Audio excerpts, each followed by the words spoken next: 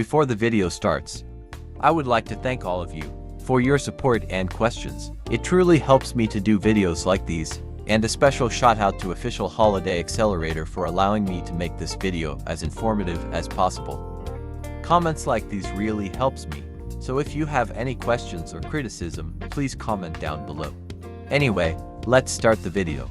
The first topic about creating your own flying sea creatures I would like to talk about is 1. Use references. Whenever you start to build a creature, you mostly will need a reference of the actual creature. One good example is my shark. As you can see, I use this image as a reference. The reason my shark looks so realistic is because of the references I have used for him. A good tip to use is to find many references for the structure, and also create your own palette with the colors you will use. For example, I use this image for the colors. And of course, find references of how your creature swims.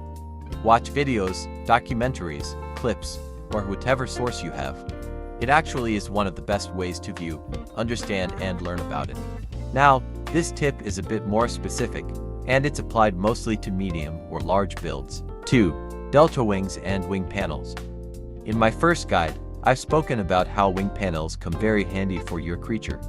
Well, something I've learned recently is that vertical wings can improve your creature's stability and make them less wobbly. In this clip, you can notice how my shark's tail goes slightly upside down whenever he's swimming. That is before the vertical wings. Here, however, is after I added more vertical wings inside the tail. It's hard to spot, but the tail isn't going as down as before.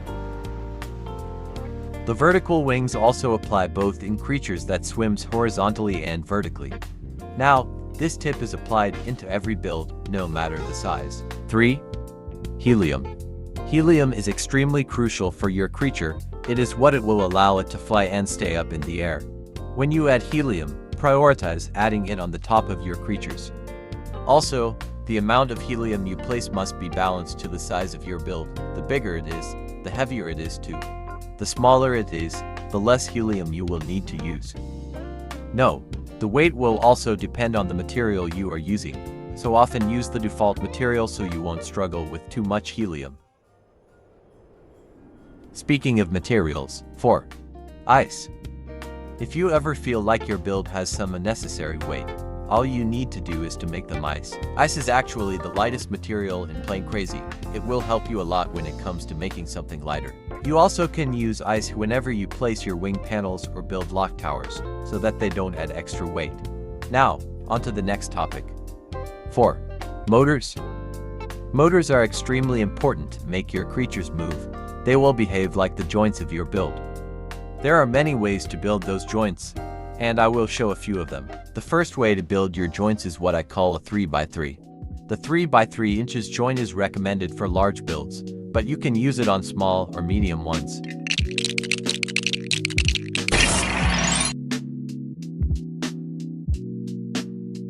The first thing you will do is place two vertical motor 2s at one side of your gap.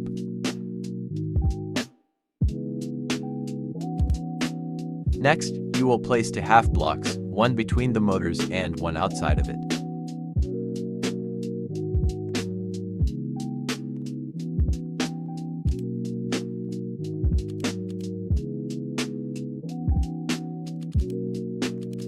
And finally, you will place two horizontal motor 2s together with the half blocks. And it's finished.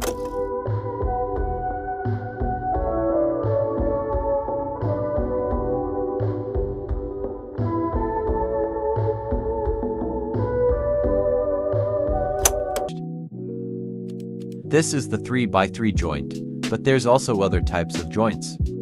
This one, for example, is a 1x2 joint. It occupies way less blocks than a 3x3 joint, very recommended to small builds with tight spaces. Also, I recommend placing your joints at the middle of your creatures. Now, last but not least, 5. Propellers. Together with helium, I've also spoken about propellers on my first guide.